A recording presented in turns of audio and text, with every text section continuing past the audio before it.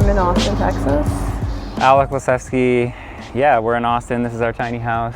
We've been living in it here since November. Not too long in this current location, but enjoying Texas so far.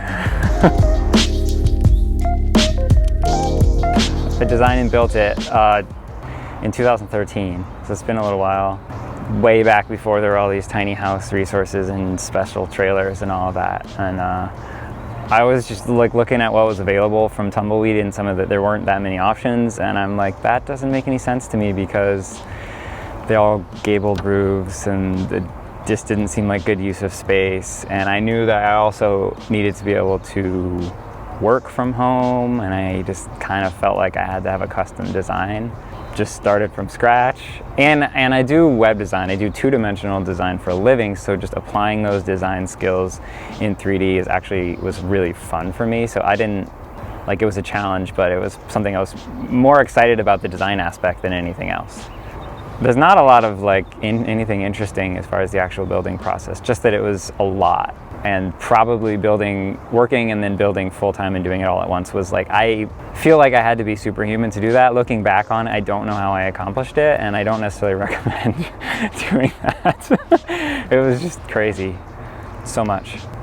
Well, it's because you can't, unless you've done this, you can't possibly know how much it involves. And it's not just the building. For me, it was planning, holding 100 things in my head. Like every night I'd go to bed thinking, okay, I gotta remember this tomorrow, and I have to remember to measure this, and I have to go to the store and get this. And it's all of that. It's the logistics and everything. It's not just the actual building. And so I wasn't prepared for all of that. Like, even though I knew I was designing my own house, it's all-encompassing and doesn't leave room for a lot else. And I think that's something that I don't think anyone's prepared for that until they're actually in it. So it is a good lesson to learn from other people who've already done that. We are in Alek and Lee's tiny house, dubbed the Tiny Project. That's kind of our website. So this is the great room, as we like to call it. The everything room, the single room that is our house. Lee is enjoying our little futon sofa, which we sit on every day, usually to watch some TV or just to cuddle, get a little cuddle time in. So that's like our only comfortable seating. And then I work from home, so I spend a good part of the day right there. That's the only sort of fixed desk that we have that isn't folding, because I really use it all the time. So that's my workstation, and we have a lot of just nice wooden open shelving for all of our stuff, which isn't even close to full, because who needs all that stuff? We have a lot of books, and we still have empty bookshelves. So this is again, I mean, we use this every day because it's our dining table. So just a simple folding table, and we have this cute little stool because it can fit under the table without the chair back sticking out and taking up more space. Excuse me, Anya. So that can be just tucked away, and it doesn't take up any additional space. And then when this is folded down and the ladder is folded up, there's enough room for Lee to lay her yoga mat this way and do a yoga session. Anya, watch out. Watch out. So this is Anya. We call her the pretty bear.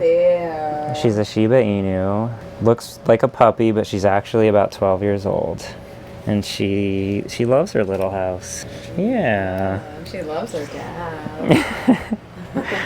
She likes giving tours as well. Let's go upstairs. So what's unique about our loft design is that it has his and her storage on both sides. Most people orient their bed the other direction, and it doesn't leave a lot of room for storage. Yeah, we have a lot of closet space for both hanging and folded clothing, as well as a queen size bed. So it's very spacious. And laundry, yeah, that's laundry.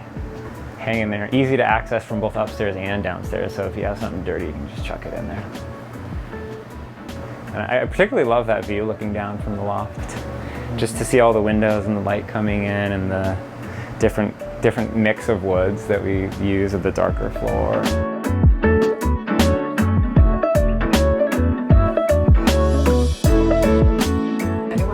This is kind of like office space number 2. So like all in one little device storage thing with charger cables, and it keeps it all tidy.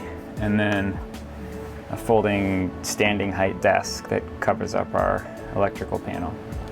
This keeps everything clean looking. And if we need additional storage, if we're having a little party in here and we want to put some drinks down or something, just unfold the table. So that's cool. Well, I like showing this off a little bit because it's part of the kitchen pantry system. So, hey there. So we have a lot of slide out pantry storage. This one down here. And you'll see when you come in here how they kind of wrap around the oven and the stove. So any unused inch of space has some slide out storage, so we can access like every inch of potential storage space. I'm quite proud of this kitchen configuration actually, because very few people do this. They usually have like the galley kitchen all along one side or maybe an L shape. And if we had done that and the counter had gone out here, you'd have an unusable corner here, so it wouldn't have room for this fridge, and there'd also be much less standing room to maneuver. So if I'm here at the sink, Lee can get into the bathroom, or she can be over here and we can turn around in this space. If it was just a very narrow space here, it'd be a lot harder to move. So it's a more functional design, I think. And then it has a little mini range, stainless steel marine range, and it's got storage everywhere. So we can keep all that stuff tucked away. And I don't know, all four. So if I'm cooking and I need like some coconut oil or whatever, I just grab it off that shelf and it's all within reach from the stove. So that's, I think, one of the cooler things about the kitchen, because it's not a big kitchen at all in a 20-foot house. It's like a lot of kitchens you see these days are bigger, but it's very functional. You know, counter height fridge and a stove with a little drip tray for drying. And there's not a lot of room for cabinets or anything, so we just chose to create our own custom open shelving. You could probably fit one cabinet here, but it would stick out and look boxy and ugly, so just everything's pretty open and simple. And it's a lot easier to build a single shelf than it is learning joinery and building a cabinet, so for a do-it-yourself build. That's awesome.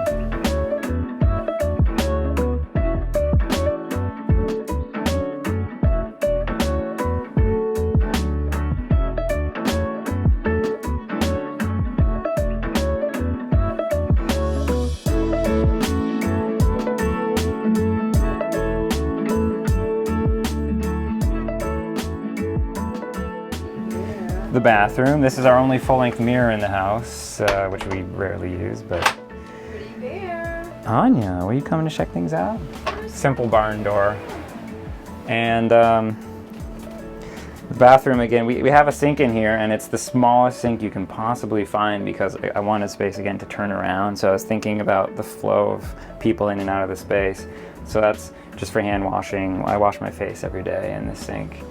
And IKEA mirror, some simple storage, and then we just have the, you know, Lovable Jenkins style bucket composting.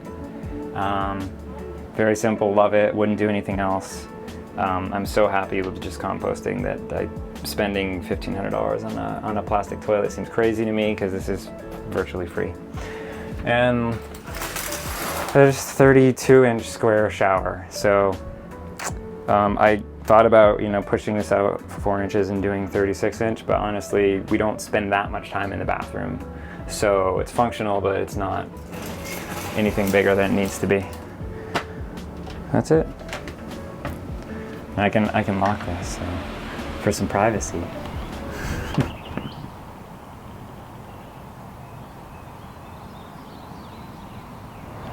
Before I met him, I wanted to live in a tiny house, and I had sold all my property. I was living with a girlfriend, and so that's the direction that I was going in anyway. So it just kind of worked out perfect that we met, fell in love, Yeah. and I didn't have to go buy my own tiny house. She was already farther on the path to simplicity almost than I was, because Yeah. she had gotten rid of her apartment. And so that's what drove me to the Jamboree, is because I really went there to look at a tiny house, and then just to see all the other stuff that was going on. So, and that's how we met. Yeah. We didn't go through the building process together. We didn't have to negotiate, do we want a tiny house, and make those decisions. It just happened where I was already there living in the tiny house, and she was already ready for it. And so it was just like, fit like a glove, you know? Yeah. It's easy.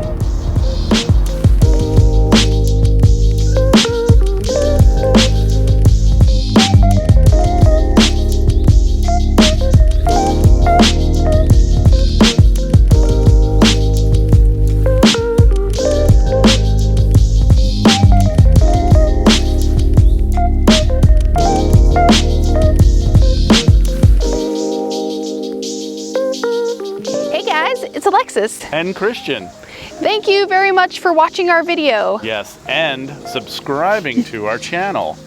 And don't forget to check out more tiny house stories. And tours. Oh, and don't forget to join us on Patreon. And again, don't forget to subscribe. See you next time. Take it easy, guys.